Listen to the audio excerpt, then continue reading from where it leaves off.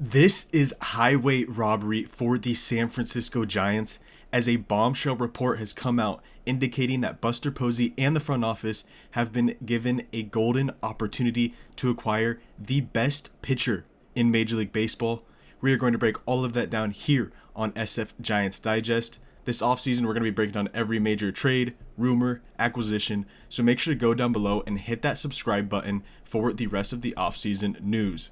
Now, getting right into this video, like I said, a huge report just dropped from Jon Heyman of the New York Post, indicating that the Giants could go out and get one of the best pitchers in all of baseball.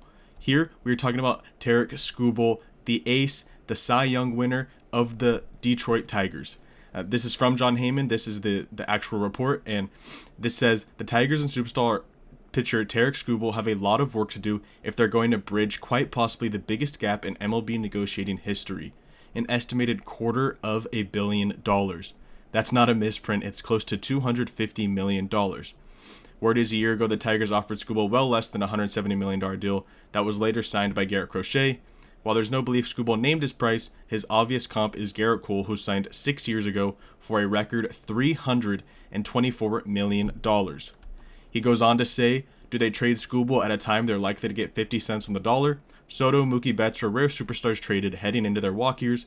Although Soto brought an okay return, the return on Betts was negligible. Do they keep Skubal until free agency, or do they make another long shot run at signing him?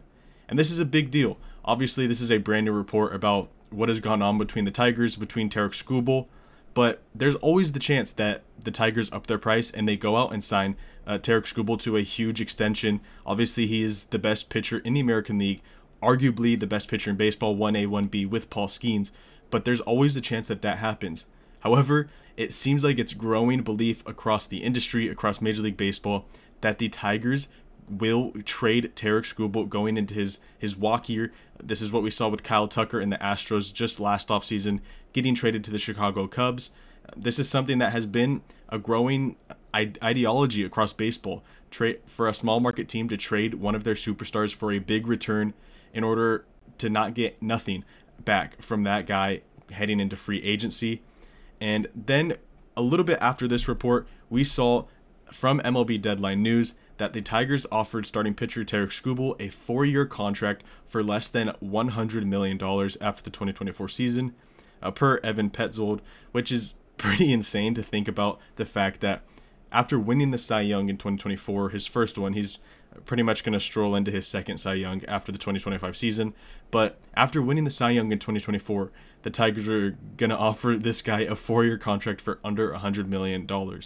Now, this is pretty on brand for the Tigers, as we have seen they're not the organization that's going to pay big-time players outside of Miguel Cabrera, and that contract did not end very well on the back half.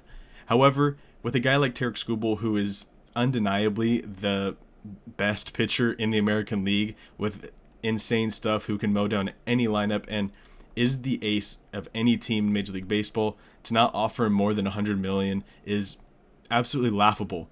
That is our old friend Scott Harris, the old guy up in San Francisco, who is manning the decisions in Detroit. But this one is not the best decision if they are to let Tarik Skubal walk. Now, let's not sit here and act like it is not a crazy possibility for the Giants to go out and do this. We have seen time and time again that Buster Posey has had the ability to convince the owners, which he is a part of ownership, but he has had the ability to convince the owners to spend a little bit more money on the team and put out a better product on the field.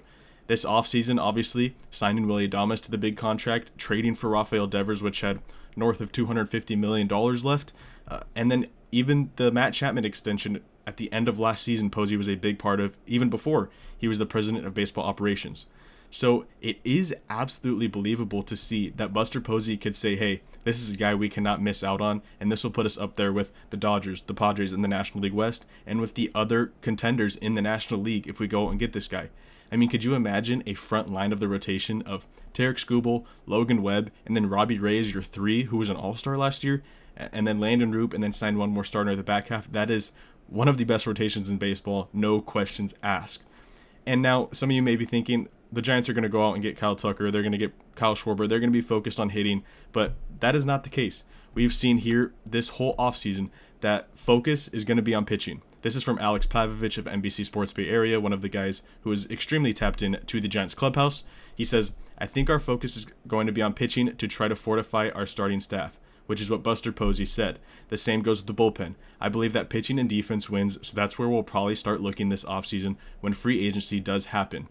The offseason will start with a focus on the rotation, and as the Giants learned this year, that push should never really end. Posey did feel great about the organization's depth going into 2025, saying often that the strength of the franchise was young pitching. By August, it was clear that that was no longer the case. And we saw that all season long. Early in the year, it did seem like there was an excess of young pitching options. Obviously, Webb, Ray were at the top, and then Justin Verlander was somewhere in that 3 through 5 range to open the year. But then Landon Roop was in there fighting for that 5th spot. There's a couple good options back there. And then in minor leagues, you had Kyle Harrison, you had Carson Wisenhunt, you had Jordan Hicks was in the rotation. You had a lot of options that could slide into the rotation when it need be. However, after the trade for Devers, when you let go of Kyle Harrison, you let go of Jordan Hicks, and then injuries to Landon Roop at the back half of the year, you had Kai Tang, you had Carson Seymour, Tristan Beck, you had these guys who, in a playoff race, you would not necessarily want starting games. You had these guys starting games down the stretch. So it is believable to think that Buster Posey is going to go out and go get some star-studded pitching for this rotation, and then some solid guys at the back half of the rotation, some solid guys in the bullpen. And what better way to start than going out and getting Tarik Skubal?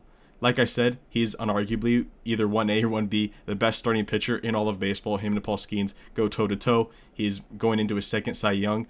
And when we look at some of his numbers, it's pretty hard to ignore the fact that he is absolutely unhittable the majority of the time. Here, this is what he's done the last 2 seasons. So between his 2024 Cy Young campaign and what is going to be his 2025 Cy Young campaign, in 62 games started, he went 31-10. On the left-hand side, you see that. Clearly, he puts the teams in the best position to win ball games every time on the mound. He has thrown 387 innings between those 2 seasons, so he's been available. No injuries. AJ Hinch has limited his workload a little bit just to keep him healthy. He did that with Garrett Cole in Houston, as John Heyman pointed out in that article. But he has been available, no injuries, 469 strikeouts across those 387 innings, and then a 2.30 earned run average in almost 400 innings. That is absolutely unfathomable production from a pitcher, and something that we have not seen from a San Francisco Giant in a long time. The back half of Blake Snell's 2024 was dominant, but he did not do it over almost 400 innings the way that Tarik Skubal has done between last season and this season. Now, there's always a risk when going out and trading for a guy on a 1-year deal, with 1 year left going into free agency, because what if they trade for him? They spend a lot in terms of their prospect package to go and get this guy, and then he just walks after the end of the year. They're not able to find an extension, not be able to find the right number between the two, the organization and the player, and then he ends up leaving, and you lost a bunch of prospects, and you didn't win the World Series. That is a failure. That's flat out a failure. We might see that this year with the Chicago Cubs and Kyle Tucker, where they made the playoffs, yes, but they did not win the World Series. They didn't even make the World Series, and you lose out on 3 big guys that were in your organization for 1 year of Kyle Tucker, and he leaves after 1 season. So there's always that risk on that side of things, but I do think this is an opportunity that the Giants have been handed to go out and get the best starting pitcher in all of baseball, a lefty who in Oracle Park, his numbers could be even better. Obviously, it's a pitcher-friendly confine, so this is an absolutely awesome opportunity for Buster Posey, Zach Manassian, and the entire front office of the Giants to go out and get this guy. Let me know down in the comments if you think that this is a real opportunity, or do you think Scott Boras is just trying to up Tarik Skubal's price when he hits free agency in 2026.